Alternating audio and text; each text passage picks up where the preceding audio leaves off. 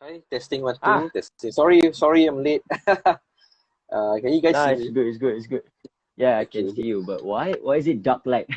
Oh, because I prefer to do this in the dark so that you cannot see what's in the background. But as long as my I face mean, can I see, can mean, already. I mean, yeah, I mean, it's all good, it's all good. So yes, ladies and gentlemen, if you're new to this series, this is where I interview people who I believe can make a difference to not just the community, but also to the country, but also to the worldwide social media. And here with me, he may not be a football kind of fan, but he is a Yes. content creator, and I believe he is one of the rising stars right now in Singapore. So, ladies and gentlemen, we have Farhan Trey in today's episode of Road to Create the Future. Farhan, hello, welcome to the show. Hi. Hi, Aiman. Thank you so much for hosting me. I mean, the last time I met you was, I think, 2 years back. It is That two was years when, back. Was it? yeah, that was when I started vlogging, and after that, I like vlog random things in my life. Then there happened to be a soccer match in which I'm not really a fan, but because I was following with my uncle and my nephews, and that's why I'm there lah. Uh, Mm. I yeah, mean, so it doesn't really matter. You're there to create. You're there to create your content, and I mean, there's nothing wrong with creating content. And I believe that's one of few videos that has kicked off your career as a YouTuber. But before we get yeah. to that, let's start off with the channel name, Farhan Trey. And I know this seems a little bit edgy, but share to us, why did you put Trey in your Okay. channel, in your YouTube channel? Okay, this is the frequently most asked question, but I never really like addressed it in the vlogs yet. Oops. Because I actually enjoy saying this lah. So it all started when I was in secondary school because me and my I was frequently bullied a lot, so I never really get too well with my own classmates, and I Mm, befriended other people from other classes, particularly the normal academic stream. So mm, me and those guys, my schoolmates, basically, we formed a band, a rock band. mhm. Yeah, so it's like I played the drums, my other friend played the guitar, and my best friend Ashraf, he played the bass and he sang. Yeah, so we took personas. At that time was like 2003, 2004, and then there was Green Day. You know Green Day or not? Of course. Who doesn't American who Idiot, doesn't American. know who doesn't know At that Green Day, time man? they released, yeah. At that time they released American Idiot. So Mm-hmm. we basically took personas from them lah. And then my friend Ashraf, he played the bass, so he's known as Ashraf Durnt, which is Mike Durnt, the bassist, right? And my other Mm-hmm. friend, he played the guitar, and then they call him Sharil Joe. And me, Farhan Trey Uh, lah, because Trey Cool was the drummer. uh, So I took that uh, name lah. And then mm, in that school, right, there's like mhm. six other, no, not six, four other Farhans. Yeah, so in the normal academic stream especially lah, because there were a few Farhans, Mm, and then they call me Farhan Trey to differentiate mm, between the Farhans mm, So the name Trey actually stuck from then on Yeah, mm. so that's Okay, how the name Farhan honestly, Trey came to be. my Yeah. that's good. That's cool to know. Honestly, my assumption when you put Fahantre, the first thing that came into my mind was uno, dos, tres. Just without the S, just put tres. Yeah, even But the Green Day band also, even the band Green Day also had the album to Uno Dos Tres recently. Not yeah, true, recently, I think it true, true. was 3 or 4 years back. I forget already. I never follow them anymore. I don't care for them Mm, anymore. That was just a passing fad lah. Uh, yeah, it's just a wonderful memory to remember. But yeah, yes, correct. Yeah. Okay. Yeah. yes. Okay. Yeah. You said something about you being bullied, and for the first time you Mm, actually open up here on the show. And I mm, know the viewers here may be surprised and they may not be yeah, commenting right now, yeah, but correct. what happened? What how did that bad experience motivate you to become who you are today? Okay, so I don't know lah. Last time I was bullied a lot because maybe I don't know how to carry myself. I was a bit playful, a bit childish, and then me being a normal technical class where all the kids are like rowdy, want to step diri, want to act like macam they know everything, And then for me, I just be myself. But apparently, people, my so-called classmates, they did not accept that lah for some reason, and I failed to act cool, so-called quote cool in front of them. I just be myself, my nerdy self. And apparently they didn't take to it lah. So they trample over me, they bully me, which is why I never get along with them lah. And it took me a while to actually get out of that shadow. But I don't hold grudges lah. Personally, I don't care. One of them even apologized to me when when I accidentally met him on the street like 3 years ago. He apologized to me. I said, it's okay. It's all in the past. I mean, we were just kids, right? There's a saying, there's nobody more cruel than school children. So, yeah. I'm sure you've thought of that before. Sadly, it's true. It is true. Yeah. No one can deny that. I think for those who deny it, I think they are that kind of small kids. Yes. Okay, so I think we shall try not to go personal on this one. So actually it's okay lah. I don't mind opening up because I want to show these kids. I mean, surprisingly a lot of my viewers are actually kids from 11 years old to people going through secondary school, ITE. I'm sure these people, there are people they are some of my viewers probably in the same shoes as me, being bullied in school and all that. And I just want to say that, it's okay. Stand up for yourself. Just be yourself. Continue to be yourself. Don't care what other people think about you. As long as you're happy, then just live life as it is. Don't be somebody you're not. That is what I'm trying to say here. True that. Then you can't deny that. Yeah. Yes, I'm just glad that you are able to overcome that specific obstacle. Okay, Yeah. so I know we're not getting to that YouTube yet, but we will get there. No worries. We can share anything and everything. I have the whole because night. We're here. I mean, we're really here to spill whatever we can, because this is create the future, and Yes. I personally believe that you are one of a number of people that could be the future of Singapore based on social media wise. And I watched your vlogs at the beginnings, and you were from the very beginning. You were from the very beginning, way before the motorcycle, way before it became a motorcycle centric channel. So and surprisingly, one of my friend watches your videos and was surprised that you followed me.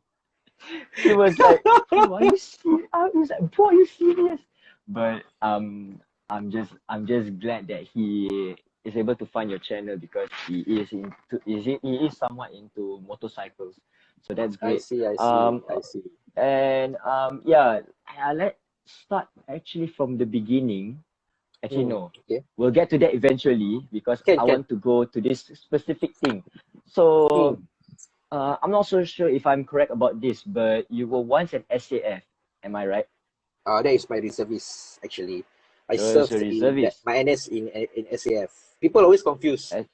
Sometimes I wear army uniform, sometimes I wear police uniform. I post both pictures. So just a bit of background. I'm NS man with the ICF, with the army. I'm actually a storeman. So yeah. Storeman. I carry stores during my NS days. So yeah.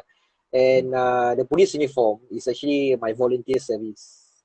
I'm sure for yourself, as a PNSF, Police National Service man, you have heard of these volunteer police officers, right? So I'm actually volunteering for the police force at the same time. So I assume you have a warrant card. I have. But at the same time, I don't want to divulge where I work. All I can say is I work within the government. Within the government, that's all I want to. That's all I can say. Nothing more. But I'm not working at SPF. I'm not working with the Home Affairs. I'm not working in one of the. It's just voluntary work. No, it's just voluntary work. Yes. So why I'm pretty sure you have given an option to not do it, but you decided to do it. And I know majority may not want to further go with this voluntary work. But why have you decided to do this voluntary work to I be see. part of the police force technically? Okay, because it's been my dream to become a police officer ever since I was a kid. I know it's a cliche dream, but yeah lah, it's a dream that I wanted to achieve. Like, ever since my national service days, I tried to sign on. You guys won't believe this. I tried to sign on with SPF 10 times. Then they didn't accept me. Oh, But when I oh, applied for as a volunteer officer, right, they accepted me. So that's why concurrently I am doing. That is one way to live my volunteer, but that's one way to live my police dream lah. Uh, hmm. So I mean that's really cool that you really mm, want to be a police officer, although you ended up at SAF. Something tells me that there is something deeper, like in a way that it felt like you wanted to serve the country more in a way. I'm not it's so sure okay. about this, but that's the Okay, feeling about okay. it. I'm not. It's not to save my country per se. It's just my interest. Growing up with shows such as Heartlanders, Triple Nine, uh, I've always enjoyed, Oh God. seeing these cops fighting crime and all that. And then as a little kid, you always wanted to be, you wanted to be like them, lah. Yeah. Hmm. Yeah. And there's a question there. Why didn't they So it's not. accept you? Sorry to say. Sorry, you don't want me saying this, but I'm not serving my country, lah. I'm basically serving myself. It's more to my interest, lah. Nothing to do with serving the country. I'm not that patriotic Not, per se, lah. Uh, there's nothing wrong with that. There is nothing wrong. In fact, the funny thing is that video when Individual you people have their own. Sorry to say, individual people have their own opinions. I mean, some people are against the police, especially with what mm, happened in the states, and all that. mm, But just remember, lah. I mean, police officers are also human too. And with all the things that's happening in social media and all that, like that recently the Cisco officer kena caught with mm. vape. So Oh, that one is that jialat. one to me, you have to remember lah, police officer at the end of the day, they are so human. Just because they wear the uniform, why are they subjected to, very harsh uh, criticism online, you see? To me, that's wrong lah, Mm, to so-called expose her like that. But at the same time, well, even though she's wrong at the same time, but mm, I mean, come on lah, this kind of thing, I cannot comment more lah. Uh, mm. I just cannot comment more. I think I I agree. know, everybody know also lah. Everybody who is in the Yeah, right state of mind will probably know what I'm talking about. true. I agree with you that though um though there are stuff that police officers may have made, the mistakes they have made, I don't think the citizens have any rights to expose them because they don't really know the true context. So in a way, it's a little bit of a 50-50 situation, you know what I mean? And Yes. things like this do happen often in Singapore, yet they aren't Mm. really talked about. Like for instance, there was a case where a police officer was arresting a female subject, and the Mm. civilians were complaining that a guy was arresting a female subject, Mm. yet they do not know the context behind it. So Mm. Mm. in either way, from my personal knowledge, the Mm. civilians are wrong, and they are they are in a way committed an arrestable offense, which I will Mm. not go there because it's beyond my knowledge. So Mm. yeah, I see. so yeah, um, yeah, I've learned a lot throughout my time in POBC as a trainee special Have you constable, have and you you haven't honestly, passed out yet, right? You don't mind I me have asking. passed out already, bro. You passed POC out already. already. Where? Okay, can I ask? Don't mind me. You specialize unit or Hmm. division? I think it's division. Okay, I good luck think to it's you lah. division. Good luck to you. I'm not gonna reveal. I'm Don't not reveal. gonna Don't reveal. Don't reveal. don't Don't reveal. reveal. But Don't all reveal. I can secretly tell you all is that this division for SPF is technically difficult to get because Okay. um from my personal point of view, when I applied it as a first choice, I live too far from that division.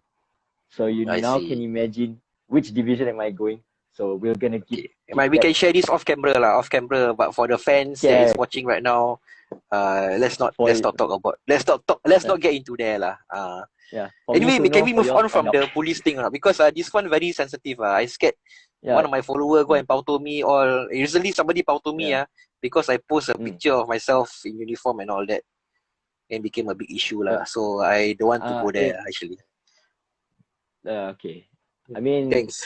maybe that person doesn't know the context, but yeah, like Ah, we'll drop the police topic can. because Thank you so much. all I wanted to know is why did you Yeah. volunteer? That's it. And then suddenly we Okay. go, phew, Yeah, suddenly we go suddenly so the deep. roots go. That's why. Yeah, okay.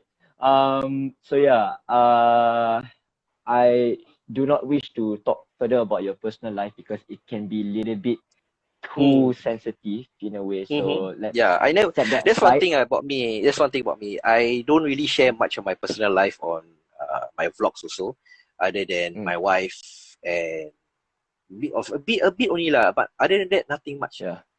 Mm. Yeah, I Though think it's important to I separate. Mm, I think it's important as a public figure, as somebody recognizable, to separate your mm, personal life from what you share on social media because I believe that social media is a double-edged sword. You know, mm, it can be a good thing. It can also be a bad thing if you use it. Uh, if you abuse it lah, basically. And mm, if then certain things you do online, or certain things you do outside, especially if you're a public figure, a recognizable figure, right? mm, People, especially if you do the wrong thing, people are going to hold on to that and then they will use it against you.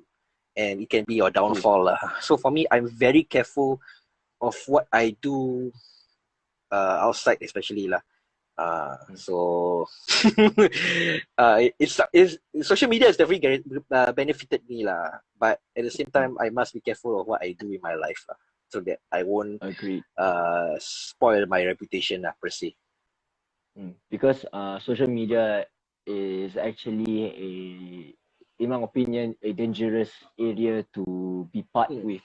Though there's a lot of good things to be part of the social media, but what I've learned mm, before national service is that when you rely so much on social media and the outside world to the point where it hurts you, you tend to not try not let it go because it is the only thing that keeps you going. But then once I entered national service, I've learned to let that go. And now, honestly, with this series, with the vision that I'm going, I think I've done well in overcoming that specific obstacle.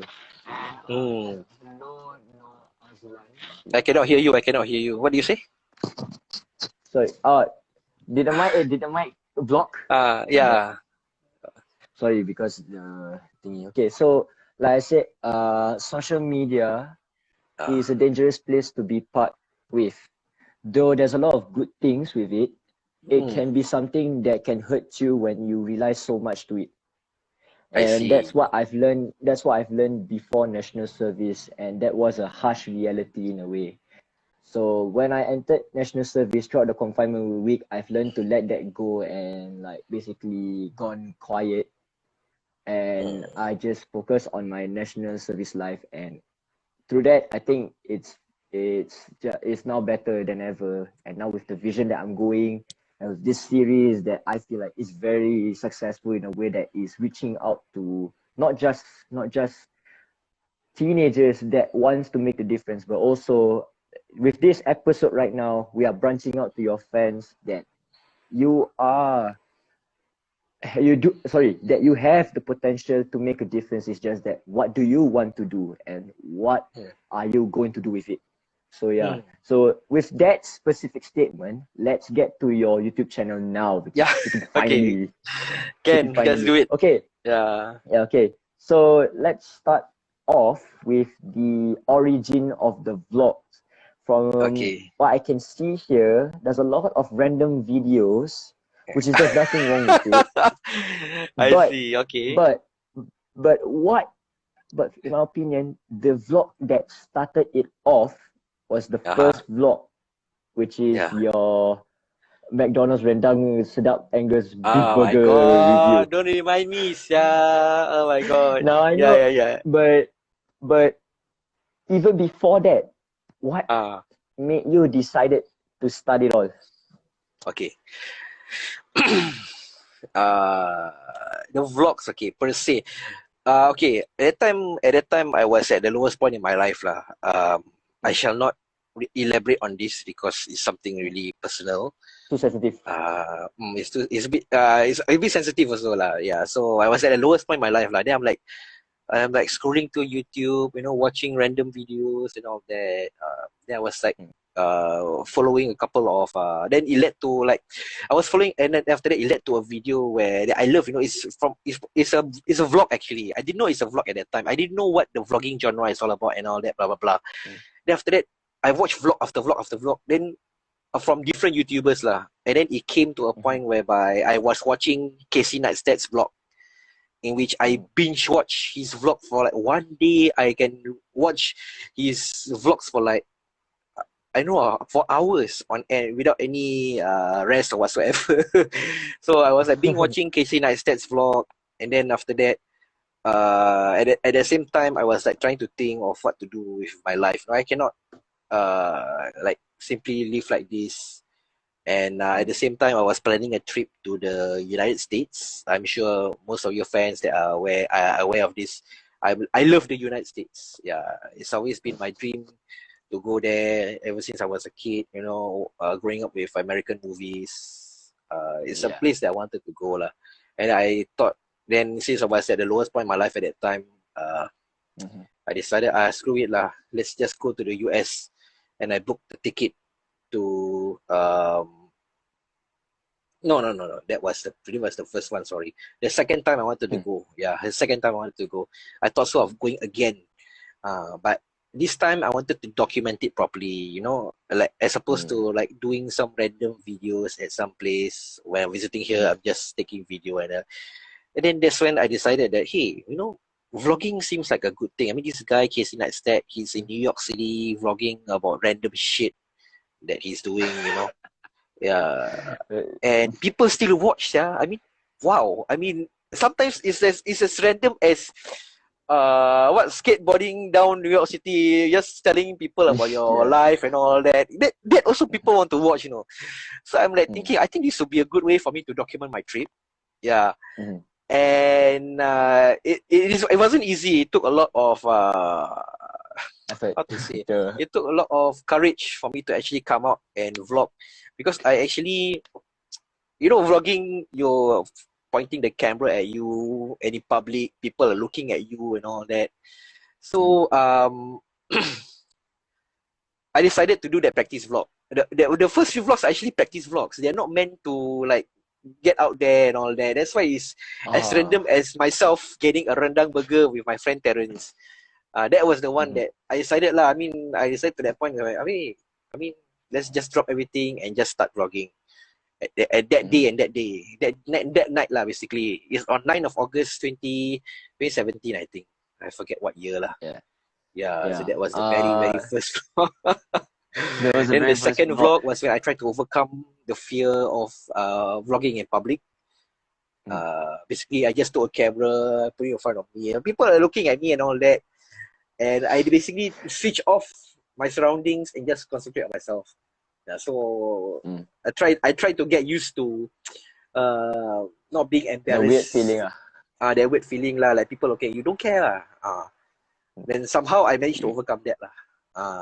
So the first few Hmm. vlogs are actually meant to be a practice vlog.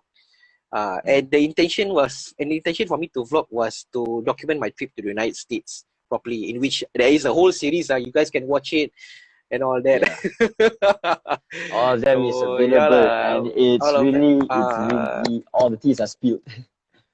So yeah lah, that was the purpose of it lah. And even that few vlogs also, it's like people are also watching, also commenting. But not much not much views. I think I average around that time like 300 to 400 views.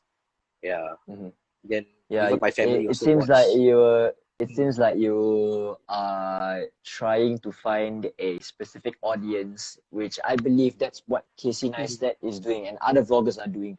So I will tell you this Yes. in my personal point of view. Okay, so from Casey's point of view of vlogs, I think his aim is try to look cinematic while vlogging his life, whereas for you, Yes. Yes. you are trying to Yes. be descriptive. So I don't see though you see Casey Neistat as an inspiration, I personally believe that the way you're doing vlogs is trying to be something different but still unique. And I think a lot of YouTubers are trying so hard to vlog their life, and though it may look like it's a good video, to me it's not a good video, because if you're randomly babbling about your life without being descriptive about it, I think that's where you fail as a vlogger.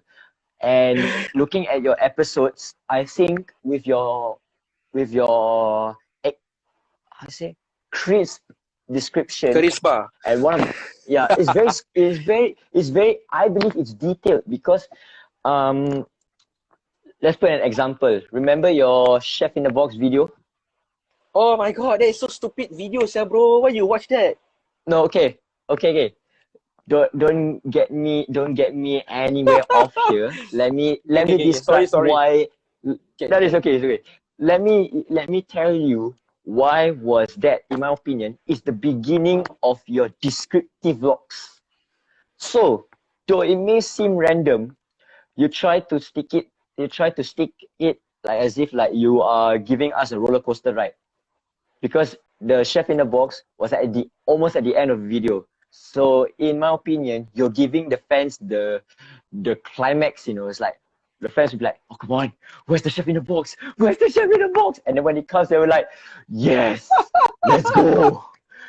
And that's how I felt. That's personally how I felt when I watched the video. And I think you did really well in that beginning of that descriptive vlogs.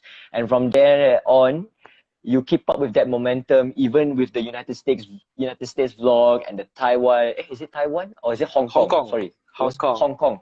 Even the Hong Uh, Kong was very descriptive, and I think that brings a loyal audience, not just from Singapore, but also around the world, that may have found you through the descriptive vlogs. But I don't yeah. think the descriptive vlogs define who you are currently, because it was the beginning of your motorcycle life in the vlogs that Yes. begun that Yes. trend Correct. of you becoming an official motorcyclist YouTuber. Okay. So let me get to that most popular video. And that video, I believe, is the first review, which I have no idea where is it. But from what I I think can it's see here, number. I think it's number 201. I think so. I I think it's I two believe zero one. so. Yeah, Yeah. but the one that got the most views is Ah. episode 214, which is a Yamaha MT-15. Oh my god, with 30K Rasul, right? views. I see. 30K views. Um, I'd say that not only you have gathered viewers that wants to see reviews of motorcycle, but I think should you keep this up, maybe you might be the first, in my opinion, a motorcyclist review to possibly hit a certain milestone. For that, it is still a surprise that we have to expect, or maybe it's something that we are not gonna really expect somewhere in the future, but it is definitely happening, and the trend is still going.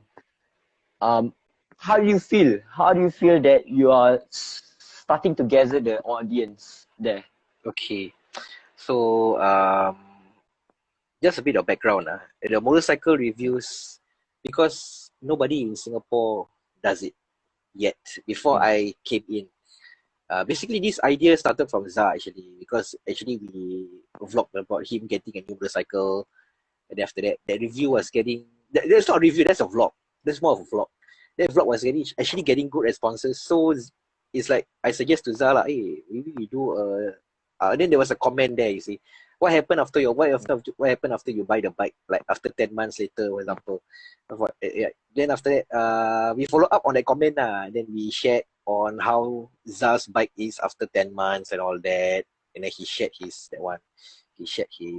thoughts and opinions on it and then for some reason everybody was like using that video as a reference to get their CB190X, and people actually bought that bike because of that video. So after that, I was making. After that, that was Anna. I'm still making like normal vlogs, like stupid videos, like.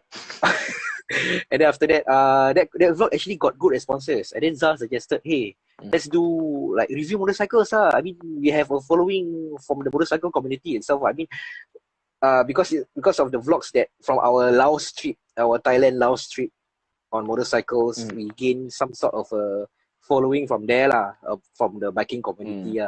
So we decided, hey, maybe I call my friend Wan.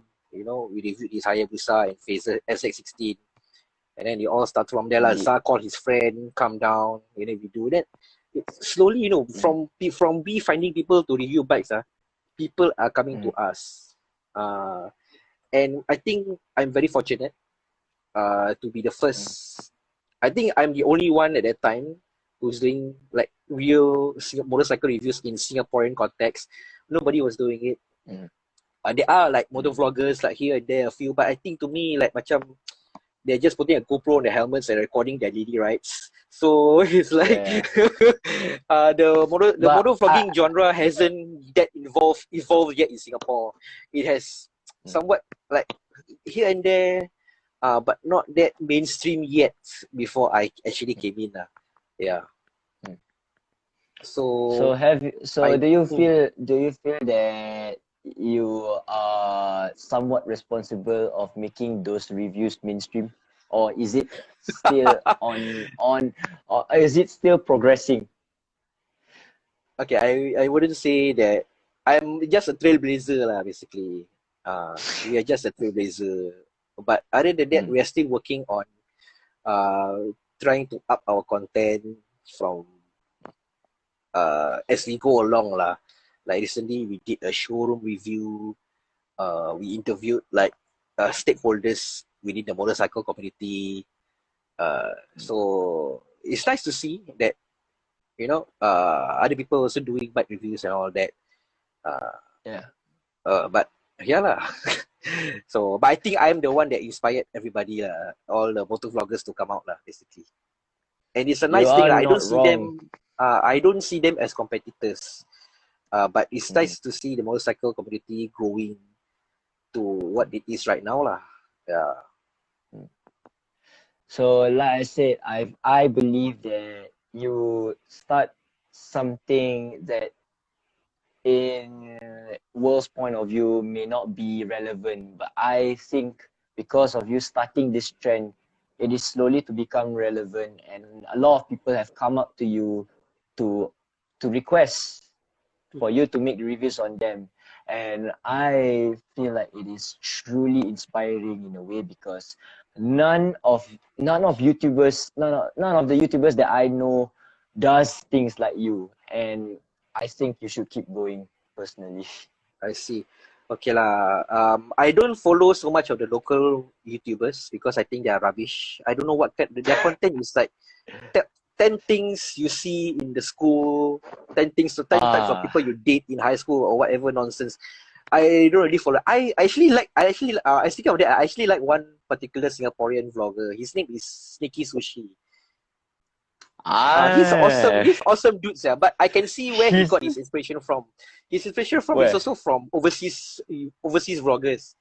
You can really see, so to see this kind of content coming out in Singapore, where generally it's not known for such content to like come out in this country. It's really nice to see It's really refreshing. I suppose to NOC.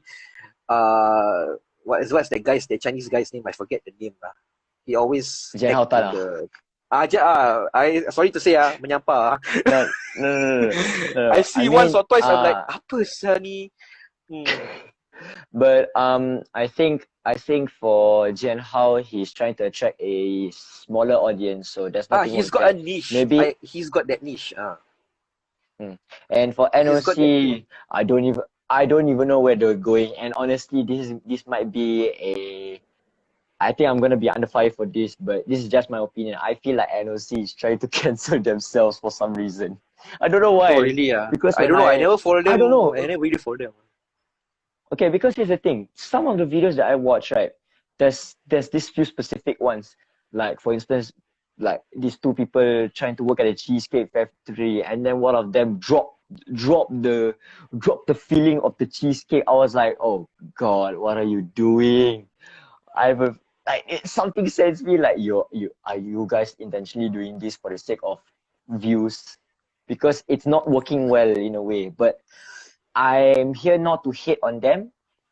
Whatever they're doing, I can just respect that. And whatever Jen Hao is doing, I can just respect that. Whether they give a damn about our opinions, that's up to them. But right now the issue is we have them as like the front lines of YouTube, Singapore YouTube. But I think we can do better. And there's a lot of these small rising YouTube stars in Singapore that deserve to be at the front lines now. When you think about it, like you said, Sneaky Sushi. There's this one advertisement of like Lumos projector. I cannot believe it that he really went like that. Like, are you tired of watching your favorite YouTube? Wait, let me replicate Let He me even diss replicate himself, right? Oh, like this. Are you tired of watching your favorite YouTuber on the small screen? That's a that's a rhetorical question. Of course you are. God, no shit, goodness Sherlock. gracious. Yeah. I feel like he's iconic on that. I think he should keep going because he could be the Uh, first in Singapore to do that. And I think like there's this one part, I don't know why. I find it funny. I keep replaying that moment. It's like, oh, hello guys, you motherfucker.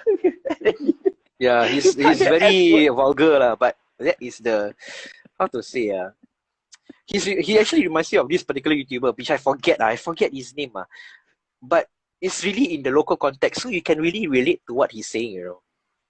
Do you Similarly have to do the bike reviews. I mean, people watch Revzilla, people watch you, Fortnite, but they these Singaporean riders, they really can relate to what we are saying on mm, our bike reviews. And not only that, we also cover all kinds of bikes. mm, Like whatever bike the owner is riding, we just cover. We don't, like, how to say, discriminate unless we do really, then we usually don't do again because it's mm, like repetitive. and And not only that, the review we speak it from the owner's perspective. So these owners, mm, they would definitely know their motorcycles as it is lah. Even the good, the bad, the ugly. I mean, you see reviews online, motorcycle reviews online. Actually talk mm, about specs, like 300cc, parallel twin, whatever, blah, blah, blah. Okay, fine. But what are the problems and issues about the motorcycle? mm, And all that. mm. And And I what the think servicing, the nitty gritty of owning mm, that particular model, is it, does it frequently break down? You know what I mean? Something like that lah. mm. Honestly, when you Mm, said that, it clicks why you're going to be the front line for motorcyclist reviewers. Because like you mm, said, there's a lot of reviews on the internet. They just said that, but they don't show mm, it. And with your content that you have these guests showing the good, the bad, the ugly, the weird, and the uh, bullshit. uh, That's the speciality of motorcycle reviews on YouTube, mm, which is technically your content. Not mm, only the viewers are able to see the insights, the I would say the deep web of motorcycle reviews, they get to learn more. And every day is a learning every day is a learning experience. And with your reviews, dude, even the non-motorcyclist enthusiasts, even the non-motorcyclist likers will find that interesting eventually. So for you to go through that road, right, with your friends, I think it's a smart idea. In fact, it's magnificent. It's really magnificent. And speaking of which, Yeah. all roads lead to this could be that pinnacle of that beginning of your motorcycle review, if I'm not wrong, because it was the mishap of your motorcycle that I would say inspired you to possibly start this review. And in my opinion, I feel like with that incident that you had to go through, and I think some viewers wanted to share their own personal experience, that's where you got that right move and the viewers got what they want. And when it clings so well, that's where the feelings goes, oh so, oh my god. So It's yeah, okay. It's a wonderful feeling lah. I mean, everywhere I go, people actually recognize me on the street. Like even just now, I was at Mustafa Center actually. Before this, I was actually at Mustafa Center before I rushed home to do this review. sorry about that. There was this guy. It's okay. There's this guy. He's I think he taking his license now, and then he tell me it's because of you I decided to take my class 2B. Then I'm like, whew. I'm like, wow. Heartened to hear lah. Very heartened lah. And it's nice to be an inspiration. It's nice to see like people PMing me, DMing me. I like your reviews. Thank you so much for sharing. It's because of you I started my own motovlog, blah blah blah. And it's a nice warm feeling lah to be the trailblazer in Singapore, doing motorcycle related content. I mean, really, nobody has really done it. Cars, I think there are a few people who are doing it, but for motorbikes, I don't want to sound that I'm bragging lah, but I think I am the first to basically take this genre to the mainstream lah. I agree, because I've never seen any motorcycle reviews like from my personal point of view. Well, there may be some, but I think you stand out the most because honestly, it's Singapore. It's Singapore. But I do not give let's just give the benefit of the doubt. I think you have a chance, because not only have you unlocked a new genre of YouTube content, I think there's gonna be a lot of people that they're trying their best to find your content. Maybe not, but once they find your content, that's where you're gonna get more loyal audiences. And dude, this is gonna be fun. And oh my god, with I have no idea. Okay. Yeah. Sorry. Your turn. Okay, you speak first. okay. I want to hear what you have to say. Okay. With this inspiration that filled me up during my NS life, like with you, and there's small YouTubers that I've watched that could be the front lines of Singapore YouTube. Like for instance, like Sneaky Sushi, and there's this Indian guy called Rifqi, and there's actually this small YouTuber who's also a vlogger, named Baby to Beat, aka Charlene Chua. I feel like she is unique because her vlogs are very simple yet descriptive. And not only she is able to bring a small loyal audiences, but similar to yours, she is able to create her kind of content. And I think that's something unique in her. And with your also unique content, and with Sneaky Sushi's unique content, and Rishi's like weird banter-ass content, I think we have a chance. It's just that our Singaporeans and other viewers around the world are they gonna give us the chance to be in the spotlight? Because once we're gonna get that spotlight, are we able to handle that pressure? Because when you look at other YouTubers that had that viral sensation, they don't live up to that pressure and they succumb to their failures. But I think with you slowly coming up with the viral feeling, I think you're doing well, and I think you're controlling it well. And like you said, that you're trying your best not to make any mistakes in front of your social media and your YouTube videos. I think you're really gonna go far. Really, you're gonna go far. Just that where are you gonna go and how will YouTube treat you?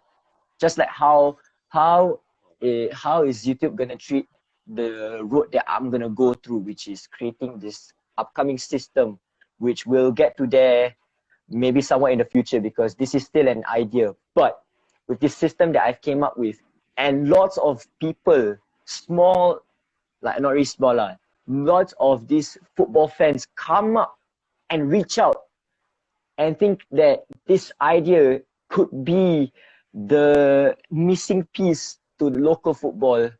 I think all of us have a chance. It's just that are we given the chance? And when I we are see. given the chance, are we able to handle that pressure? So I see. I don't know about you, but I think it's best for you to share your own personal opinion regarding about this. Okay, like I said, um, the reason why my vlogs basically blew up is because we are the first. Yeah, and how to say? Yeah, we are basically the first, and I'm fortunate to be in that position. Uh, and to see other Singapore motorcycle related creators coming up with ideas and content and all that, Mm. it really makes me want to do even more, even more vlogs that basically sets the bar higher and higher lah. Uh, for me, I'm thankful that I actually have a friend, Zah, who is doing this with me because I and him, we bounce ideas back and forth on what to do next or what kind of content to create with. So I'm not alone. Mm. I and Zah we frequently share ideas on what to Mm. vlog or what to do about or what to vlog about and all that. And from there we evolve lah. I Mm. and we also have a community behind us, which is basically the whole motorbike community in Singapore behind us, watching, giving suggestions, sharing feedback, sharing criticism, even cursing me or booing me sometimes. But but it's nice lah that people are out there willing to share. Hey, bro, I think you should do this. I think you should come up with this, blah blah. I think it's a great idea to interview them, interview these people. Uh, Mm. and also people, and also not only that, right? Not only the riders that are contacting us, to do this content with us, but also to the point where even important motorcycle the industry itself, the Mm. stakeholders that are, basically the bike shops and all this, offering themselves, opening up to us to do reviews of them and all that. So it's not only me, it's also the community, it's also Zah, it's also the support of my family, and Mm. which is why I'm able to thrive lah. And everybody has been treating me most of the time, I'd say like 85% of the time, people have been nice. The other 15%, I I don't care for it. I don't take too hard on it. I mean, my wife frequently advised me this. Negative comment, I don't care lah. You just delete lah. In fact, she even helped me delete. Not delete lah. She reported some comments from me, and YouTube automatically deletes it before I saw it. So it's like she played a huge role in behind the scenes and all this lah. Like even for Mm. me, our Saturdays, because I usually record our vlogs on Saturdays. I've sacrificed a lot of time editing. The whole Saturday I'm basically not available, and yeah, every single day in the evening I will use that time to edit and all that. So I'm Mm. thankful that she understands uh, Mm. the nature of my work. Uh, Mm. and yeah, I'm very motivated also from the motorcycle community coming Mm. together, telling me that they like my videos and all that. That is a motivating factor also lah. Mm. Yeah. And I have to say that YouTube is one of the more kinder social media platforms out there lah, because you rarely get any toxic uh kind of Mm. people on the comment section. I mean Facebook and Instagram, Yeah. Instagram not so much. Facebook and TikTok a bit toxic. Yeah. Mm. But other platforms. Uh, okay. I think I think I lost you there. Okay, you're back. Yeah, yeah. Oh God, mobile data is not treating me well right now. But anyway, yeah. You're not using I know Wi-Fi, I ah? shouldn't. I should. No, because my Wi-Fi is a little bit weird in a way. If I go to Oh, one I see, room, I they will see. lose connection. If I go to here, lose connection. So I have to rely Ah, on mobile I'm so data. But sorry. rest assured, 30. Mm, No, no, no, no. No need to be sorry mm, because it's 30 gigabyte. mm, Okay. Anyway, yeah. I actually wanted to cut in there, and I know this okay. can be a little bit controversial. Mm, Where when I look at influencers and their relationships, they tend to go public about it and they want to brag everything about it. It's like, oh, I got a wife here. What's up, boys? And then they even got their flex their girlfriends and stuff. But for you, I feel like you're unique in a way that though you have revealed that you are married and though you like to keep your married life with your wife very private, but the fact that you are letting your wife become basically the moderator of your channel, I think it speaks for itself that you both are supporting each other. Like you're supporting her with like her stuff, she's supporting you with your stuff. And I think that's something that people here should take note because for a relationship to survive, it's not about putting it on the surface. It's all about the work inside. And I think they should see you as an example in a way that sometimes not all relationships are meant to be public. It's best to keep it private and it's best to keep it fresh as it is because when you mm, put it in public, that's where all the bad things can come in and the yeah, pressure could yeah, go there. Yeah. And I think this yeah. is a huge misunderstanding that a lot of influencers have done, and that's the mistake. Even those who Mm, are not influencers, there's a lot of friends that I've known, they tend to post stories of their girlfriends. But when the pressure comes in with the relationship obstacles, that's where they fail. And they hide all the stories like as if it's that it never happened. So back to that relationship thingy, I feel like you have done well as an influencer, not only keeping your life private, but also with that private relationship status. No, no, I think we got it's fine. disconnected there. No, it's because of my mobile data. Suddenly it got shut off. So that was on Oh, me. okay. I Yeah. see. It's alright, it's But alright. So now yeah, using Wi-Fi, is it? no choice. Had to use Wi-Fi. But yeah, I think your Wi-Fi is okay, before right? should be okay. Okay, but anyway, before we continue, guys, whoever is watching here, right Hey, now, a lot of my do followers are leave, actually viewing, you know. which is awesome, which is awesome. Um, to all of you that is watching right now, if you guys want to say anything or ask any questions, there's a question mark with the I don't know the bubbly thingy available there. Do Okay. put it Go ahead, there, just and I will ask. just ask. Mm, We are not here to be like the we are yeah. Soviet Union. But anyway, yeah, okay. Like I said when we before we were cut off, right?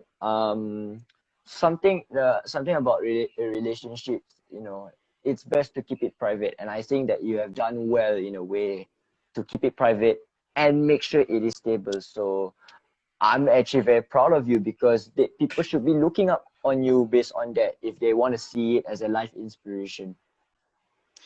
I think content like some you have to see, I take issue with people hanging their laundry on social media Mm. because they are using that as content. For example, I don't know lah. This is my personal opinion. I'm sure I'm gonna get framed for this. NOC Sylvia and the dude got a divorce. They shouldn't. Personally, I shouldn't. I feel that they shouldn't use that as content. And some more to make matters worse, they follow up with a few videos, about getting Sylvia. To find Sylvia a boyfriend or something. I don't know. Mm. So to me, that is like distasteful lah. You're Mm. capitalizing on It your is this. divorce to create content. And many people are like applauding, having the courage to speak up, blah blah blah. Hey, but Salah, that Mm. is your dirty laundry. And like I said, social media is a double-edged sword. So Mm. it may, during in the long term, it may come back to bite you eventually. Mm. So Indeed. for me, I share like maybe 5% of my personal life on social media.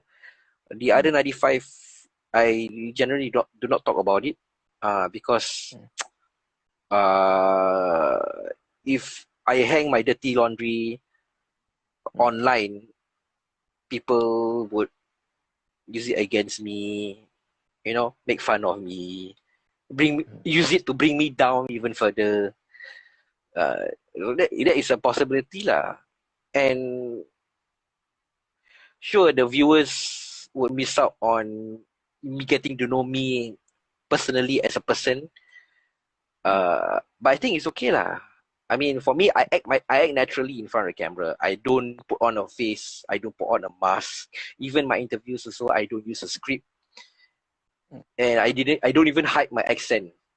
My Malay Singaporean accent. So, I think that is enough to show on camera lah. And people have commented that it's better that way, because I'm not a robot lah, basically. Yeah. Obviously, you're not. Whoever is a robot, then you're just weird.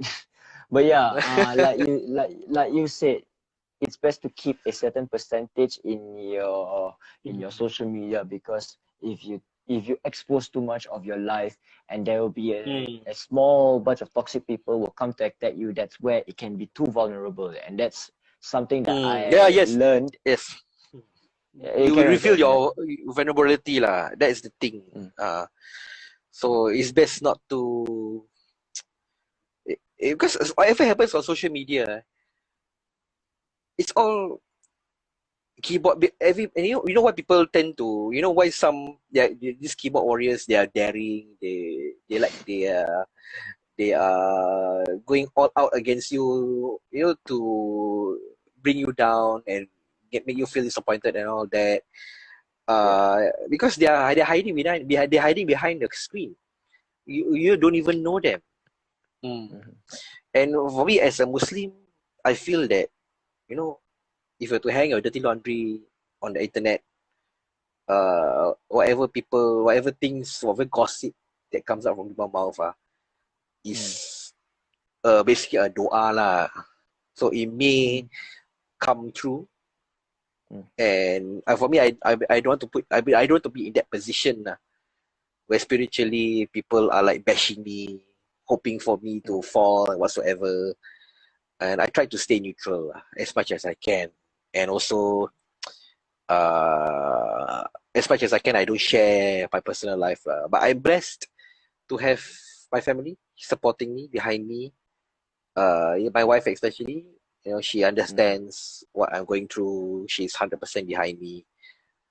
That is most important as a content creator. I mean, she really sees the value of me doing YouTube, because she knows that eventually this can be my bread and butter someday. And basically I'm thankful for I cannot, even thankful, I'm more than thankful actually that she 110% supported me lah. Indeed, it's something that I think your wife deserves the recognition that maybe it deserves. But I think in her shoes, she will maybe feel like this is something not to be really proud of, but this is something that can be improved on, because in things there's always stuff that can be improved, and I think that's something that we can actually see. Maybe not from the surface, but you can spiritually feel, because there's no such thing as perfect, and if it's perfect, then there's something wrong with it, obviously. There definitely is some ups and downs lah, and at times because of my engagements with YouTube, I'm too busy for her and all that. We do have our issues with that lah, but we quickly get over it. Most important thing, need to humble yourself down and apologize. And at the same time, think about do have a schedule, to ensure that you don't overwork yourself and all that. Yeah. I mean, this is something I think fans should look upon, because when you support an influencer, you should also see the morals in it, because some influencers in the surface you would see like, oh, he's good, but then in reality they are harsh. But I think uh there's a lot of YouTubers, including you, are very underrated in a way that you are still humble, even with the insight, because that's we don't see that in a lot of big YouTubers. And um I wouldn't say this is the credit that you deserve, or I wouldn't say that you deserve more recognition, but we should always keep humble, wherever we are. And I feel like people here watching should take note, wherever you are. Oh, hi Farhan and Dude. Wherever you are and whatever you're going, I feel like you all should stay humble and stay positive, because um you could never know, when you get the things that you want, suddenly it changes you, and that's where the bad things can happen.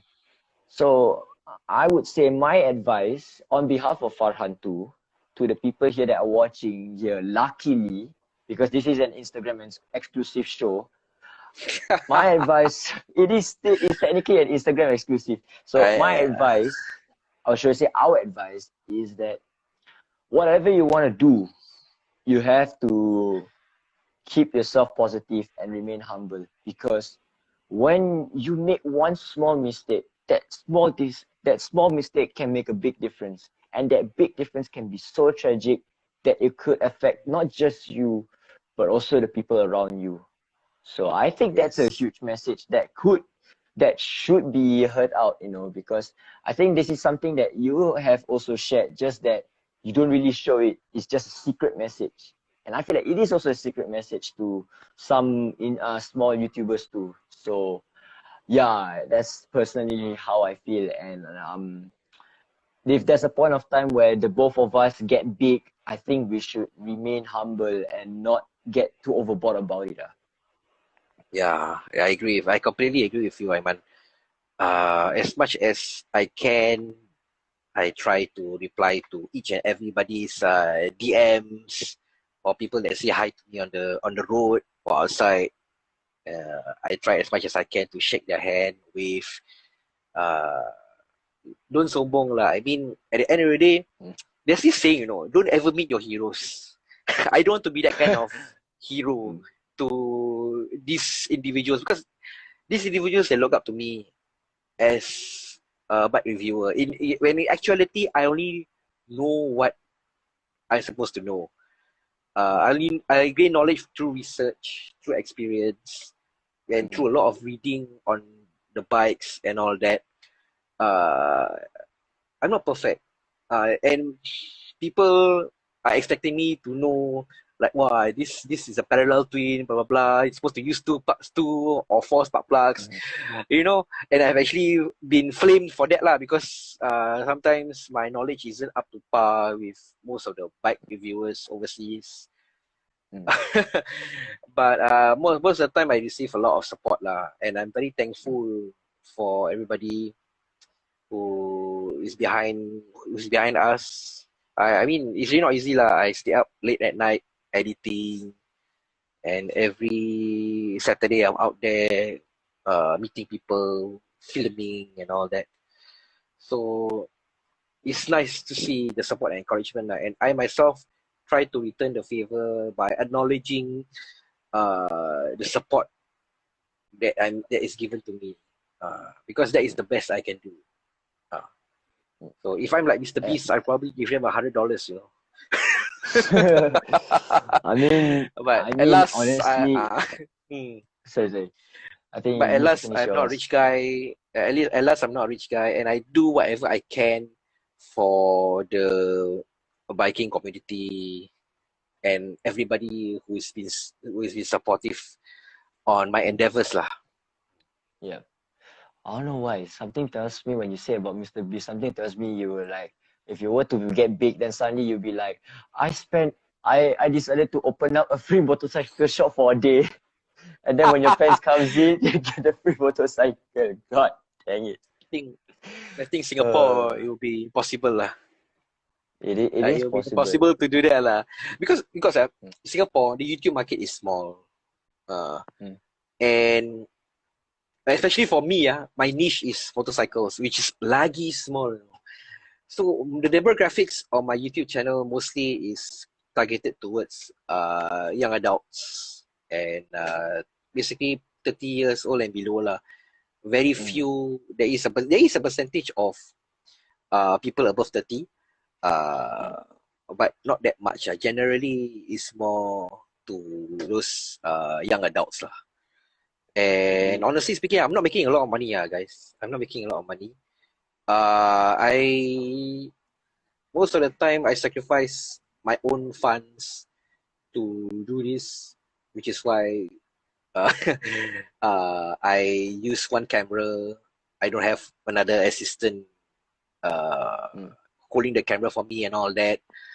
Uh, I try as much as I can to up my content, uh, whenever I get the money. Mm. And there is a lot of things that I and Zah want to do. A lot of mhm, things. But due to budgetary concerns and other factors like us having full-time jobs, I mean, I have a full-time job. Zah also has a mm, full-time job, but he works shifts, so I have to accommodate to his timings. And we all have our own personal lives also to deal with on top of that. mm, It does put a pressure on me sometimes. But I think for me being 32, having seen a lot of things in life, I think I can cope with the pressure and all that lah. I mean, I've seen YouTubers having a meltdown, like Elle of the Mills. She had a mm. meltdown last year or something. I don't know if you know lah. Because I follow I, mostly the American YouTubers, local YouTubers not so much. yeah, Even obviously, Ryan yeah, and Sylvia because it's hard to also, fight. they got a divorce. They got a divorce because of NOC mah. I mean, they themselves Mhm, say in the video. So, yeah. um, for me, I try not to make this YouTube this YouTube to affect me so much lah. As much as it is a part of me right now, I try not to make it a burden, but something that complements me. Uh, so I yeah lah. love Farhan Trey. And there was also a Yeah, thank comment you there so from much. Wakjio. There was a comment from Wacky Joe, Wakjio just Wacky now. Joe, how are you, Wacky Joe? Wakjio, Bakasagos are good. Yes, what to say? we have collaborated with him before on his Oh, R1M. that's good. Yeah, Yeah, yeah. share Feel us, free share to us to like the, your thoughts and opinion. This can be anything lah. Please don't put like which bike is better and all that. I'm not taking in this uh kind of questions for now. But given that it's yeah, because already like what time is it now? 12:30. I think not much almost people will be up. yeah, yeah, but But it's honestly, a I Saturday night, think yeah. yeah, technically now Sunday morning.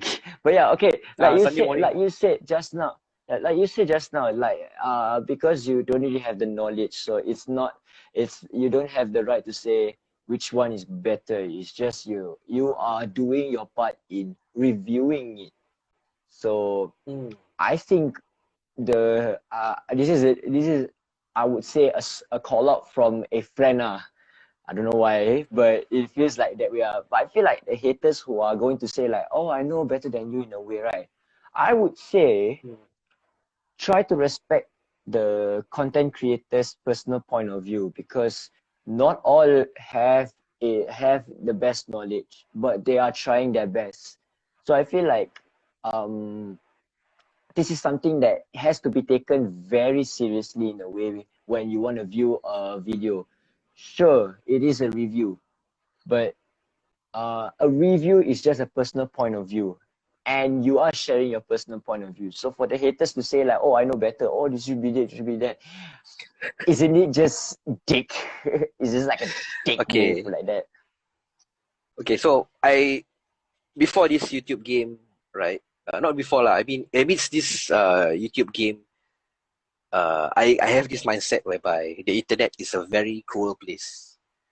So whatever haters comments that I receive, for me, I just okay, this is expected. I mean, you cannot please everybody, no matter how neutral you are, how neutral you are. You are trying to put up yourself out there, trying not to be offended or trying not to be offensive and all that. No matter what, you still have haters. So for me, like I said, I've seen everything. Growing up 32 years of my life, I've seen everything, and I just put the haters aside lah. I mean, brush it off. Worst come to worst, I just delete their comments because it, it will affect me. It will affect me when I see those comments. So I will just delete them. There is no point I engage with haters or people who are trying to spoil my day and all that. So because it's gonna be a waste of time and energy when I already have like a lot of people on my side and supporting me. So these haters, just let them be lah. Let them be a barking dog, chained up to a tree, while you just go out there and flourish. And the comment there, the content we create is not official or professional way. I would say YouTube is a place to share. Yes, I completely agree. But whatever it is, there's still haters. Right?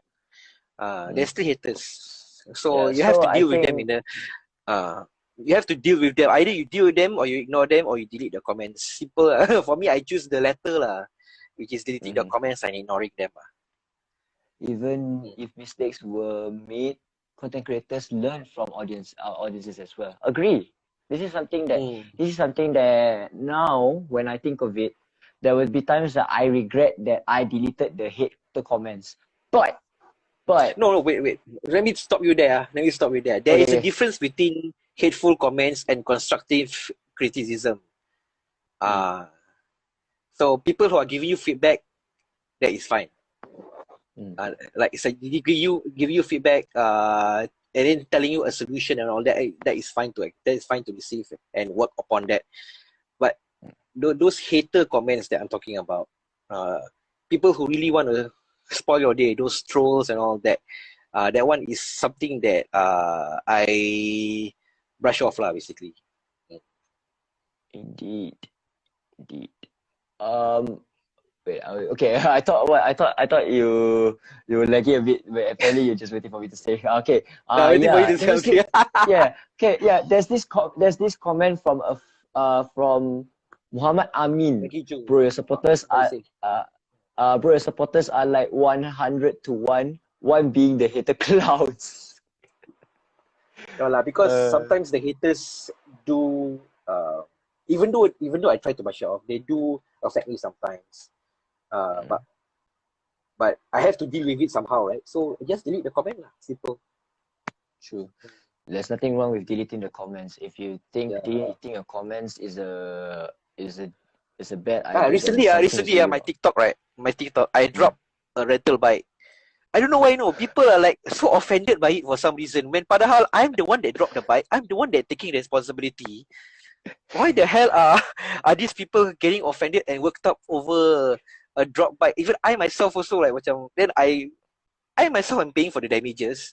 I told the auto exchange that I dropped the bike. So what is the issue here? What's your problem? And simple lah, just delete the comment lah. I also don't want to see Yeah, it is. Yeah, and it is a little bit relatable in a way because like for Grab riders, I used to work for Grab. Now because of NS, I cannot do. I'm not allowed to do. So there's times where you drop the food, right? And then people be like, "Hey, it's your fault you dropped the food." I was like, "Okay, I know it's my fault, but do you really have to tell me to put the salt to the wound?" Do you really have to rub it in? You know, I mean, these are the kind of comments that I receive.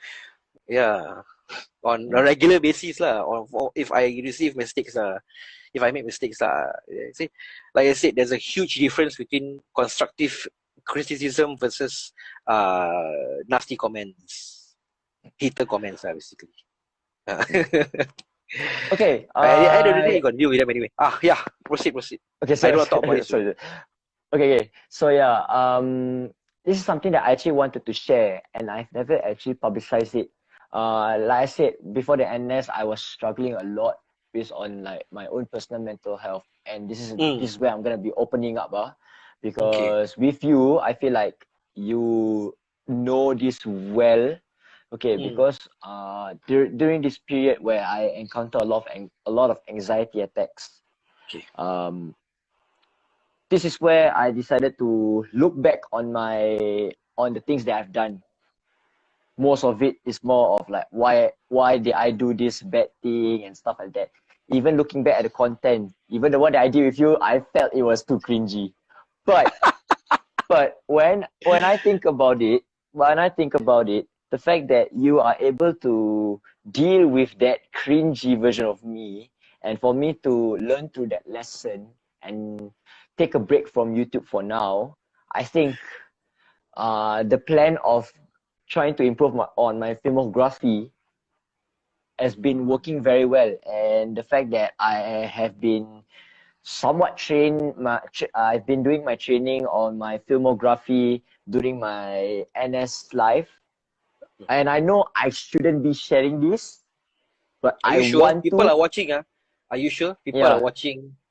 it's a Uh, little bit okay. uh, Now that I think of it, I think I yeah. shouldn't, because HTA does not allow inside footages. So I think this Yeah. is where I'm gonna keep it to myself.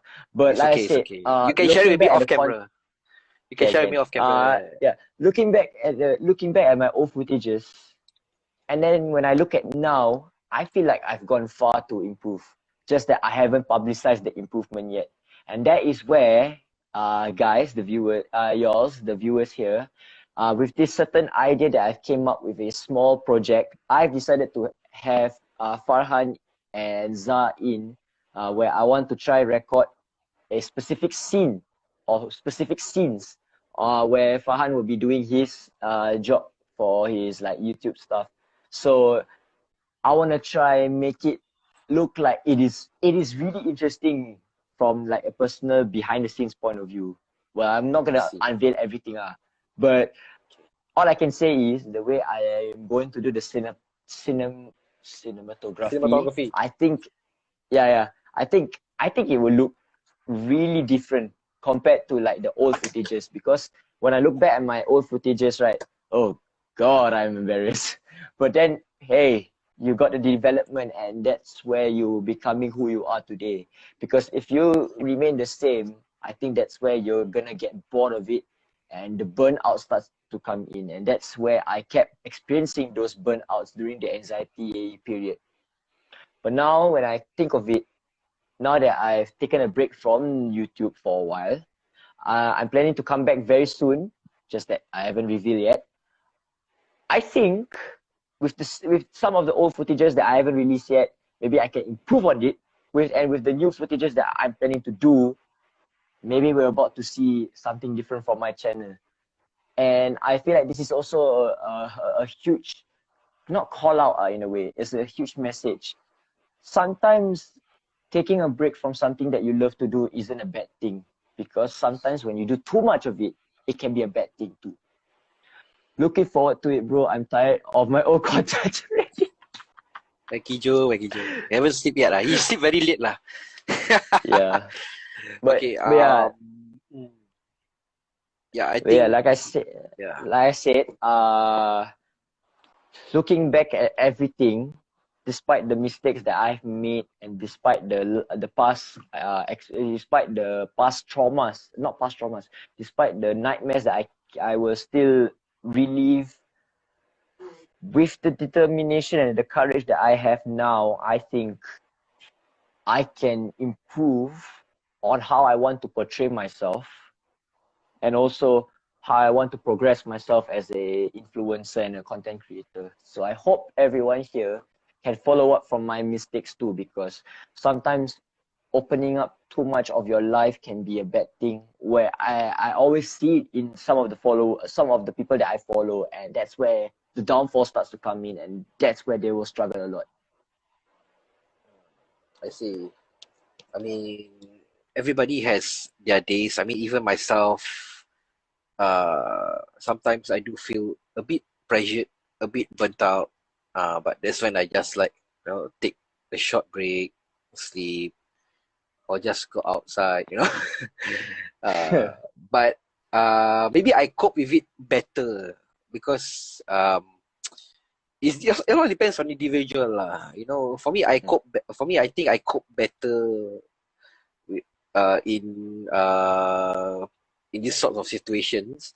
Um, but I have seen like YouTubers recording their own burnt outs and all that, and it's not really a pleasant sight to see lah. And with them relying on YouTube, with them having YouTube as like 100% of their lives, right? Wow, I cannot lah. Yeah. You see, that's why I believe in having a line.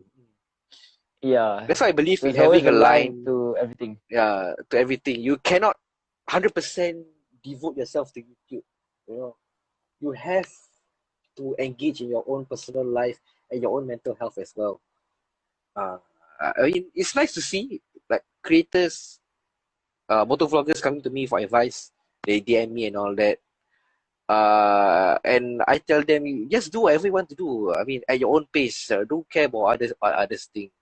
At the end of the day, it's your channel, it's your work, it's your own personal style. Just be yourself. Yeah, just be yourself. Don't. I think some of the comments that I received, like people wanted some of the so-called constructive criticism that I received, like they want it done a certain way, adding to the pressure, adding to what they want, adding to the work that you need to do. So most of them I choose to ignore because it's just out of my league, out of what I can do. Only I choose to take some that is I think okay, I think this is a good improvement, blah blah blah. Most of it I flat out don't want to do. I will just okay, thank you for the feedback. But at the end of the day, it's up to me whether I want to put it on the vlog or not. Because I don't want to add pressure to myself. I don't want to add more work to myself. At the end of the day, I'm the one that's editing. I'm the one that is facing the computer. I'm the one that's operating the camera. So, yeah, there has to be a line to what you can do and not put too much pressure on yourself. Because if you're burnt out, right, it will affect your mental health in the long term. Yeah. It is something that all of us have to expect in everything that you want to do, because not all things you can do all the way, because it can affect you in a way that you won't see it coming. Farhan, I have a constructive feedback for you. Please send it. Whatever it is, just send it. Yeah. It's up to me whether I want to take it or not. Yeah, even I also made mistakes on how I want to do this, because for the past 3 episodes, it has all been teams. But then there's a lot of funny stuff that happen, like for instance, I tend to interrupt at the wrong timing. Like right now, we still managed to interrupt at the wrong timing. But then I will try my best to listen out to what you all want to express. Try not to rely too much on calculator. Don't rely too much on calculator. Bro, I already out of school for such a long time already. Nothing wrong with relying on calculator. I mean, you go to TCM also, they rely on abacus. Yeah. There is nothing wrong with relying on calculator. But yeah, I somewhat agree a bit, because when you rely so much on the calculator, you can make calculative mistakes. Boom. Okay. My philosophy is that there's nothing right and nothing wrong. Just do whatever you want to do. When the law catches up to you, then you face the consequences lah. Face the beast. That's all I can say. I cannot elaborate more on this. I think you know also lah. I know. So for example, illegal exhaust.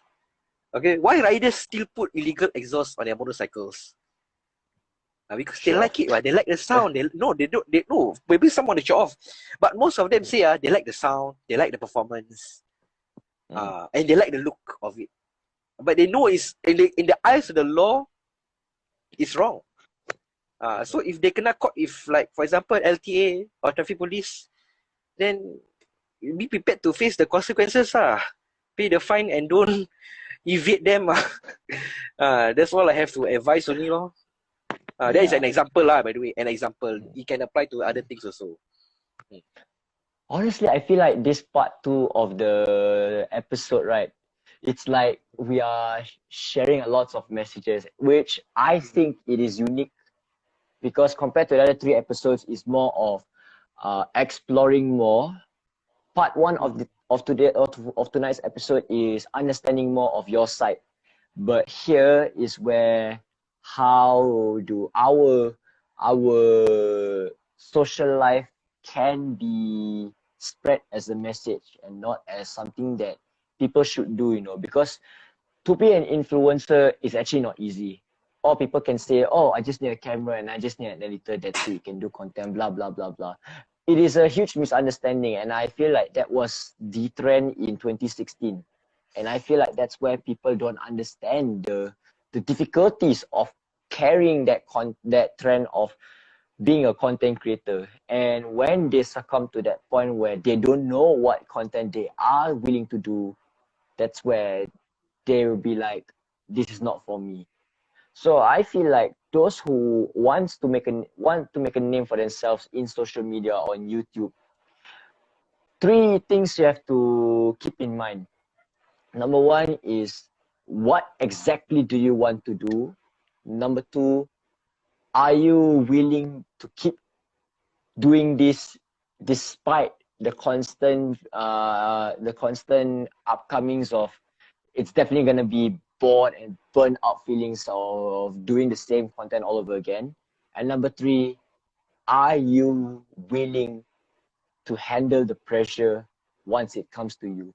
So these are the three things every influencer should take note before they become one, actually. And I hope everyone here who wants to go that direction think of these three things, because if you don't take these three things seriously, this is where I think once you make one small mistake, that's where you're gonna get the final destination disaster. Okay lah, in my personal opinion, whatever you want to share on the internet or YouTube or Instagram whatsoever, be sincere, be yourself. Don't put on a face.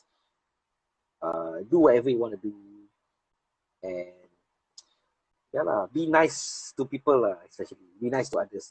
That is my take on this. For me, some people they create content to play with people's emotions or get or something like that lah, like pranks and all that, which I don't really am that kind of guy to probably do. But how do I put this in words? Just be yourself. And actually, I don't really consider myself an influencer. I would prefer the term YouTuber because I just merely share my thoughts and opinions on this. But I'm glad that the response that I get from the biking community, my viewers, are positive, mostly positive.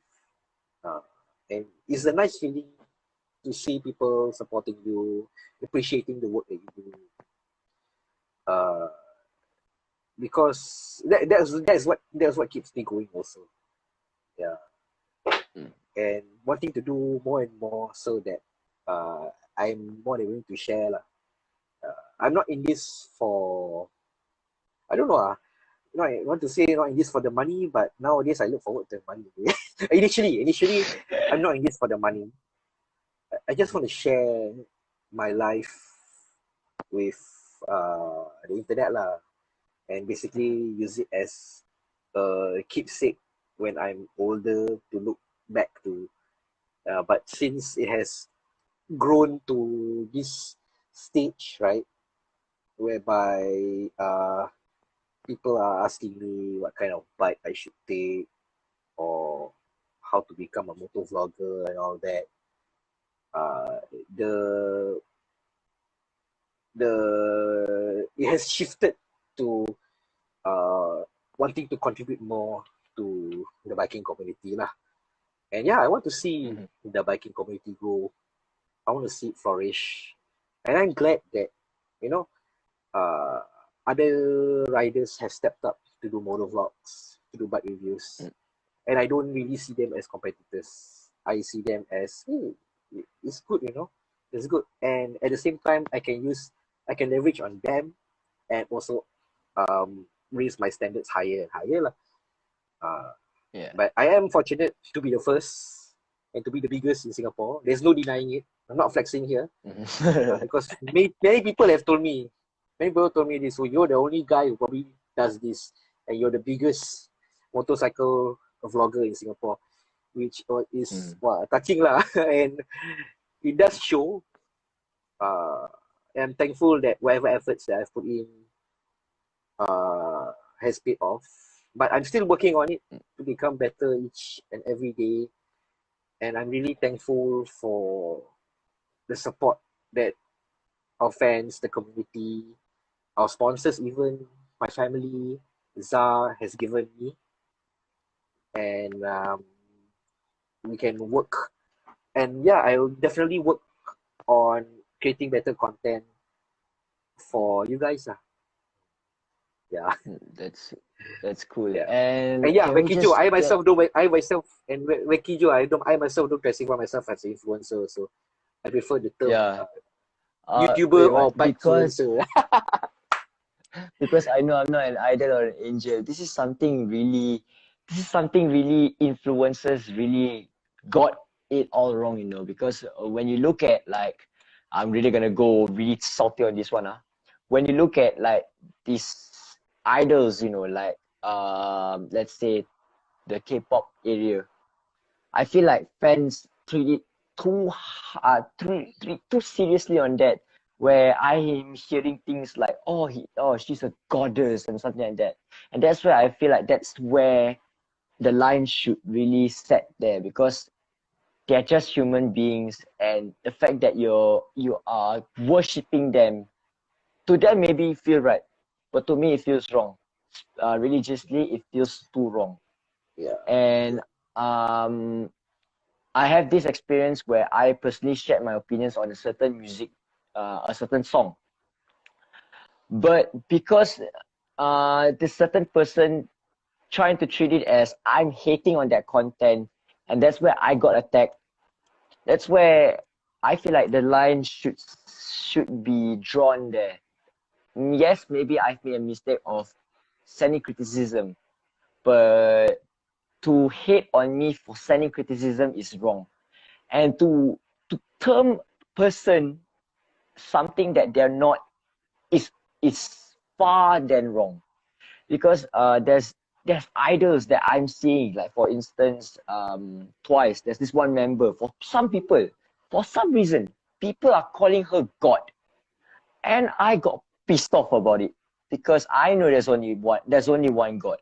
But that is where I am not allowed to say it, because if I were to say it, I'm in trouble.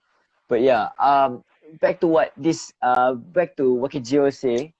I say, I break some rules sometimes as well. We live life as it is. Indeed, Need for Right says exactly content plus camera tools plus life plus stress plus YouTube equals to YouTube. You're not wrong there. But yeah, sometimes being called an influencer is still uncomfortable, you know, because like you just want to be termed as a simple thing, because influencers is not a simple term. It's more of an advanced term, to a point where it is only limited to Instagram or maybe TikTok. The term influencer has some negative inconnotations to it lah. Because Indeed, yeah. most of these so-called influencers, some of them they have spoiled the image for the rest of them, and that's why people think that influencers, they're just out to get free stuff and all that, putting themselves out, blah blah blah.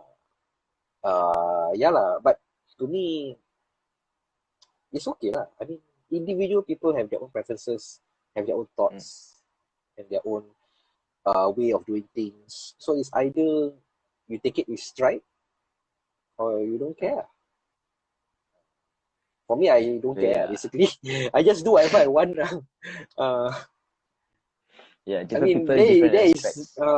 yeah lah. I mean, there is no point to conform to how, because whatever you put out, right, people see you as what you put out yourself to be, and Mm. each of them, each of the viewers have different perceptions of you, blah blah blah, through what you put out on video. So, Yeah. but they fail to see the individual inside of them, behind the camera, how are they like whatsoever. And yeah, like I said, for myself, as much as I can, I try to be approachable. I try to answer everybody's DMs and all that lah. And basically, be somebody that they can look up to, Yeah, which is why I avoid very controversial topics. I don't talk about very controversial topics nowadays. Yeah, Mm. and whatever content that I put out there is mostly neutral. Yeah. Mm. For influencer, good role model. Yes, be a good role model lah. Here's the thing. Not all influencers are good role models. That's something to also take note. But yeah, okay. Yeah. You said something. You said it somewhere. I forgot. Um, wait. Let me get What to did I say? there. I say a lot Uh, of things. I forget already what I say. yeah. Even I also forget. But yeah. I'm honestly, come to think about it, I'm glad to have you here as a guest for tonight's episode because not only this is something different, but also we are able to explore what we all should do in life and also in something that we want to do. And I feel like you are a good choice as my special guest for tonight. And dude, I'm just glad that you came up to me that day at Bishan Stadium because if you hadn't met me, I wouldn't have found out this. Lots of things wouldn't have happened. So I guess it happens for a reason. So Farhan, from the bottom of my heart, thank you so much for the things that you have contributed, because you may not you may not understand, because you are one of few people that I still keep in contact. And the fact that you still keep in contact with me surprises me because some people when they pass on to their lives, when they move on to a certain chapter, they tend to forget a specific people that has stayed with them, and the fact that they're being unlooked is just a shit feeling. But the fact Yeah, that you are now higher than me, you're bigger than me, but you still treat equally to me. It's just a I don't know. It's just a great feeling. I don't know why. But yeah, guys, Farhan is like one of few people that stayed with me throughout these years, and it may only be 2 years, and doesn't matter if we have the same birthday. But the fact that Farhan is truly an example of a loyal friend and a loyal supporter in a way, that shows a lot of characteristics in Farhan. So, guys, keep supporting Farhan, and trust me when I say this. I think Farhan can really go far. In fact, I think he could be, if there's a chance, he might be the first motorcyclist review with motorcycle reviewers in motor vlogger. Singapore. Motor vlogger. But I prefer calling. I don't know why. I feel it's better to call you a motorcycle reviewist. But yeah, No, I motor don't review vlogger. motorcycles only. It's more to Ah, it's the correct term is called motor vlogger. Oh, it's a motor Yeah. vlogger. Okay, so I feel like Raihat bodoh. I got confused between you and my first friend. Okay, I feel like you, Farhan, you could be the first motor vlogger that could be big. And when I meant big, I don't mean like right now 7.45K. I feel like you can go far. It's just that are your supporters willing to keep supporting you and spread that content everywhere? Treat it like it's a good virus. Screw the pandemic. Let's treat every rising star like it's a good virus. Then the world could be at a better place, you know. Yeah, like I said, it's not only me, okay? It's also my wife, my family, uh, Hazar, and also the motorcycle community itself. I mean, to have a whole community behind you is like, wow, it's really an awesome thing lah. And I just want to thank each and every one out there who supported me, through my vlogging journey, these bike reviews, these sponsorships that I've gotten and everything, it's truly a blessing. And you, Aiman, as much as I can, definitely, I try to help you lah, basically. I mean, not only you, everybody that I meet, I try to help. I try to do the best I can to lift their spirits up. And thank you for the kind words, and thank you for this one awesome interview. I mean, uh, this interview, yeah, no regrets doing it. Glad to share my story. I mean, I never really share this part of my life on video before, but thank you so much for this, for providing me a platform to share lah, basically. And it's been a wonderful journey thus far. And yeah, I really want to keep growing, want to create better videos for everybody to see. And thankful for all of the support, the tremendous support that I received. I never thought that, honestly speaking, when I did this vlogging thing, I never thought that we would end up this way. I never thought that people will be saying hi to me on the street, So it's really a wonderful feeling. And in return, I want to be approachable. I want to be somebody that people can be looking up to positively lah. And also, yeah, basically like that. I don't know what else to say. just overwhelmed with emotions right now. Yeah, especially from you, coming from you, it means a lot to me. Thank you so much. I really don't know what else to say. And I'm happy that I've played some sort of role in your life lah. I mean, I don't know. I don't know. I just, like, you're friendly towards me at that day at Bishan Stadium. That's why I just point the camera at you. We do something together on camera lah. I have no idea who the hell you are. I didn't even know you were a vlogger. But yeah, it's an awesome encounter lah. And yeah, for me, I believe that whatever person cross paths, whoever we cross paths with, there's definitely a meaning and purpose behind it.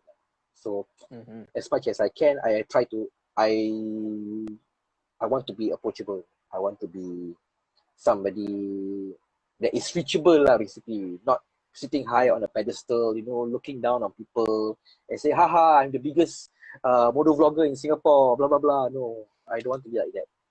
And I've never declared myself like that. I mean, these American vloggers I've looked up to, hey, I'm the biggest, like CB Media. I don't know if you guys know CB Media. He's the biggest vlogger in Thailand right now. And he always declares himself, hey, I'm the biggest vlogger in Thailand right now, So I don't want to be like that. I want to be an approachable guy, that anybody can just come and talk to me. Yeah.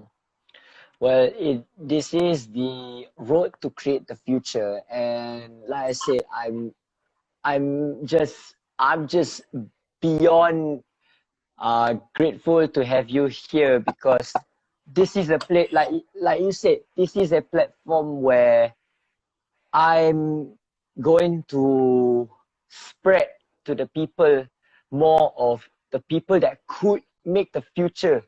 And Waalaikumsalam.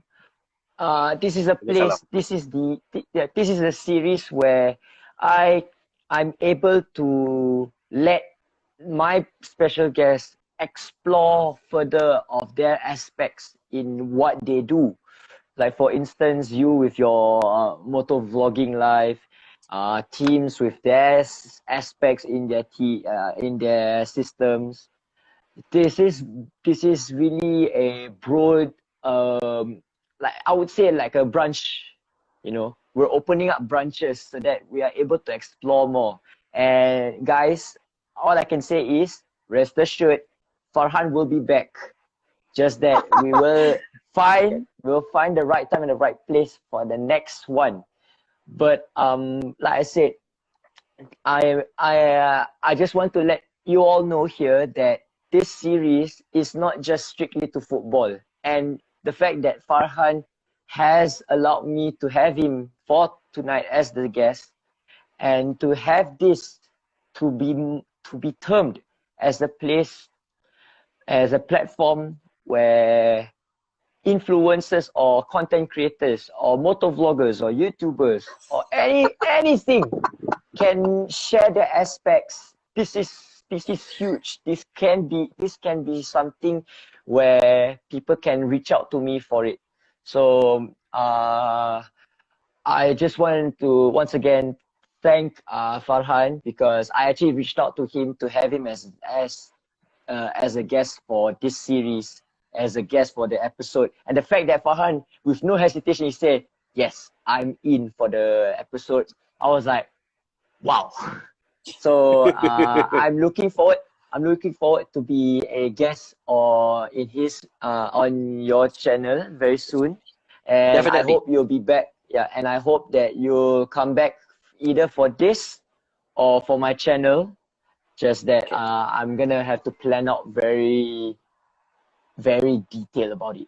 But yeah, And uh, also, and I'd like to take this opportunity to apologize to you for delaying this like a week. I think last week I was very busy, and mm, also and also I want to take this opportunity to apologize to my viewers, to my supporters for my shortcomings, for anything that I've done wrong or said whatever wrong thing on the internet that you take issue with or not accidentally offended you, because I try my best to be neutral lah, but as human, sometimes certain things may come out wrong and all that, and I want to apologize lah for my shortcomings.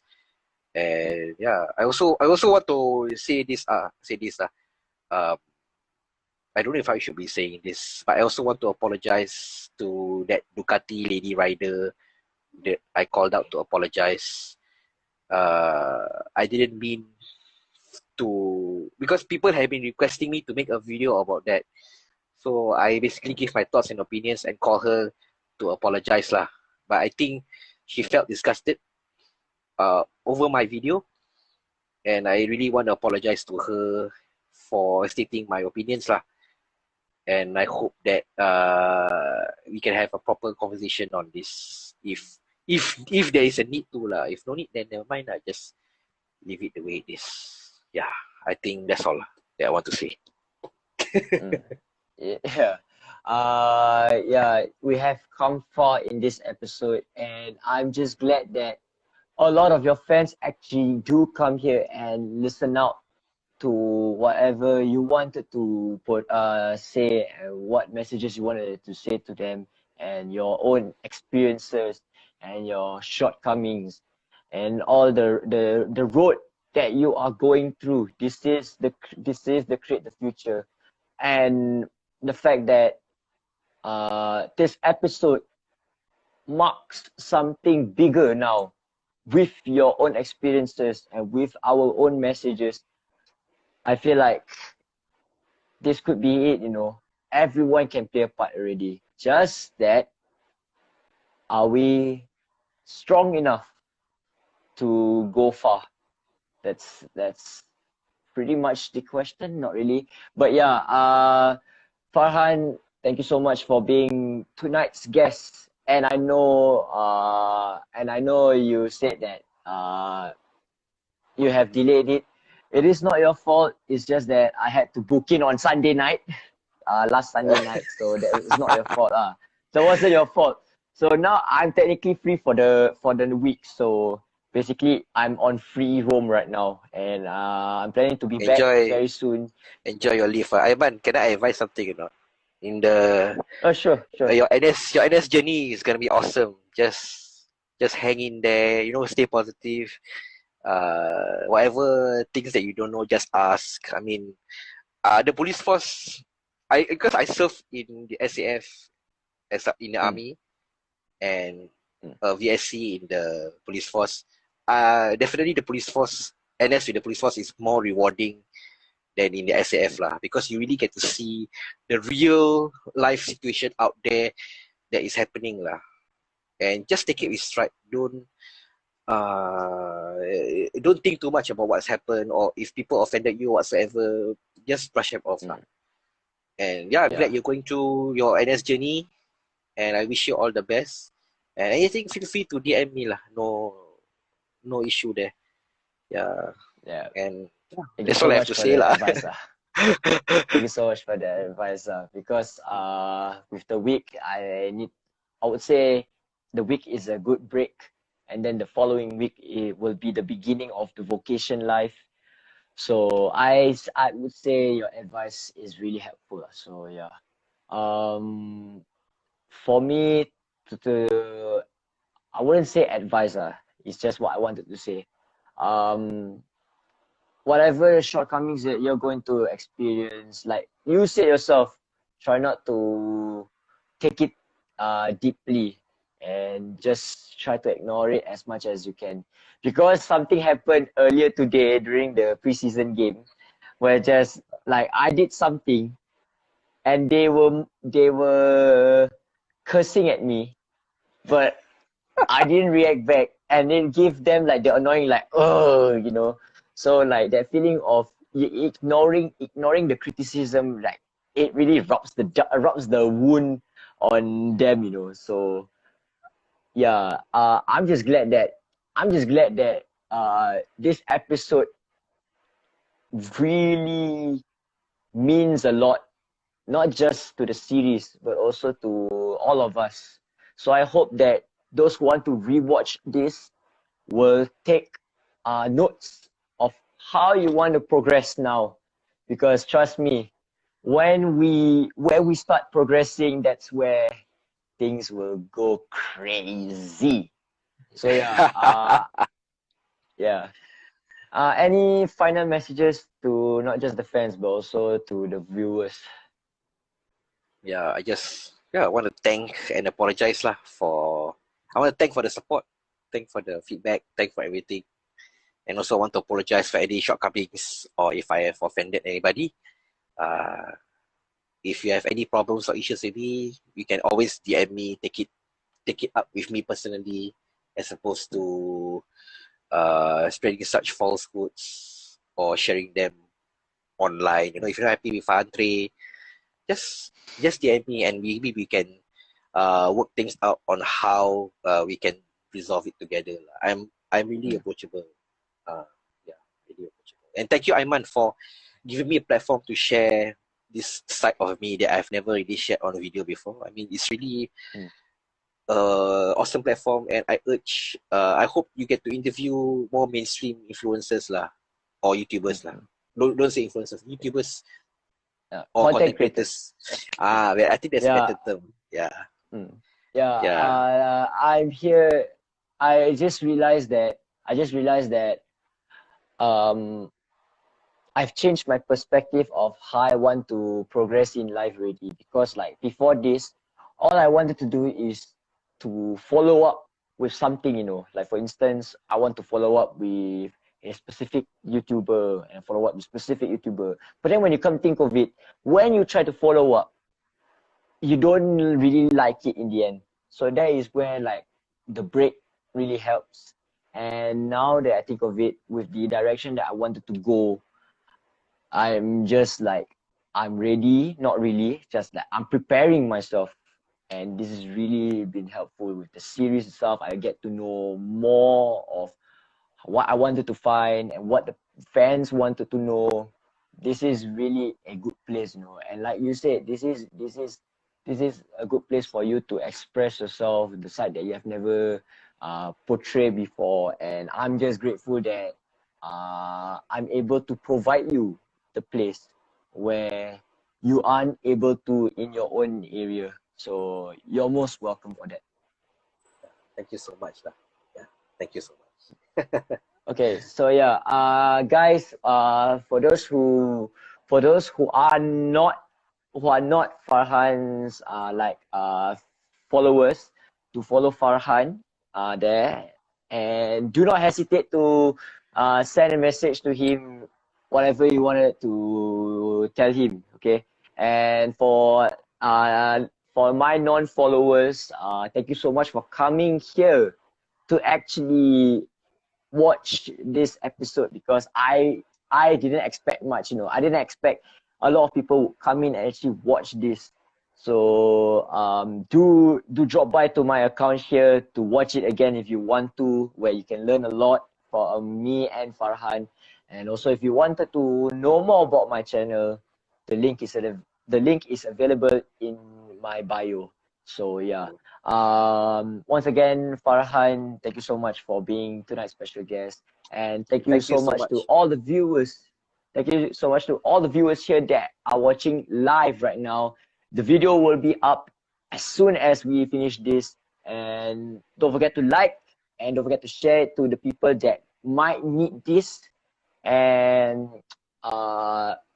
one message that I actually wanted to say, and I've been saying it for quite some time: nothing is impossible unless you feel it's impossible. So, at the meantime, to all of you, don't forget to create a future and make a name for yourself. In the meantime, have a great night, everyone. Signing out.